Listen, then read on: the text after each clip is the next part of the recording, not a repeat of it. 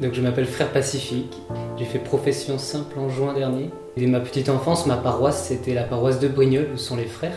Et quand j'étais au collège, un peu moins au lycée, mais vraiment au collège, pour moi être catho, c'était vraiment c'était un peu la honte. Je me faisais des amis facilement, j'étais le type sympa. Et à un moment où un peu un embranchement de ma vie, je voulais faire un voyage en stop, un long voyage en Europe.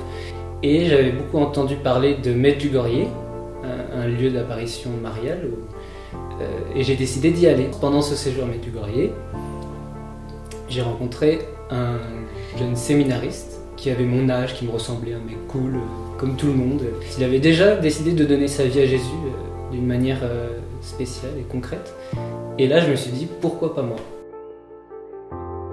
À partir de ce moment à Medjugorje, un peu un moment de grâce, j'avais besoin de mûrir ce choix. Enfin, c'était même pas encore un choix d'ailleurs, j'avais besoin de mûrir pour poser un choix plus conséquent. Et un des moyens forts qui était constructeur pour ma foi, c'était de me mettre au service.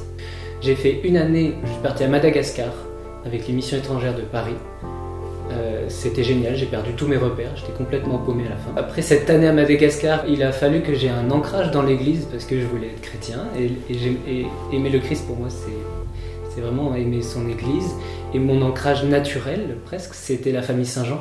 Et je retrouvais comme ma famille, je la rechoisissais comme ma famille. Et c'était assez clair dès cette année à Marseille que je voulais donner ma vie auprès des frères de Saint-Jean, enfin, selon la grâce des frères de Saint-Jean. Avant de rentrer chez les frères, finalement je ne les connaissais pas tant que ça, je ne les connaissais pas de l'intérieur. Ce qui m'a attiré, c'est leur vie un peu folle d'apôtre. J'ai découvert la vie d'oraison avec les frères, le matin, de se retrouver ensemble dans le silence. Je ne savais pas ce que je faisais là, mais j'y retournais, j'aimais ça. Vraiment à Saint-Jean d'Arc, ce qui m'a marqué, c'est la vie d'oraison, vraiment. Que chaque matin, prendre ce temps de silence avant les lots avec les frères, ça nourrit toute ma journée, c'est très clair. Depuis que je suis rentré chez les frères, il est clair que je suis rentré dans une nouvelle famille. Je me souviens à dire à quelqu'un de ma famille, c'était une très grande joie pour moi de dire mes psaumes entre un Mexicain et un Camerounais.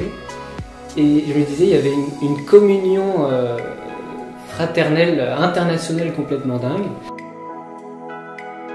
La plupart des représentations de Saint-Jean dans la tradition sont horribles, on dirait une fille.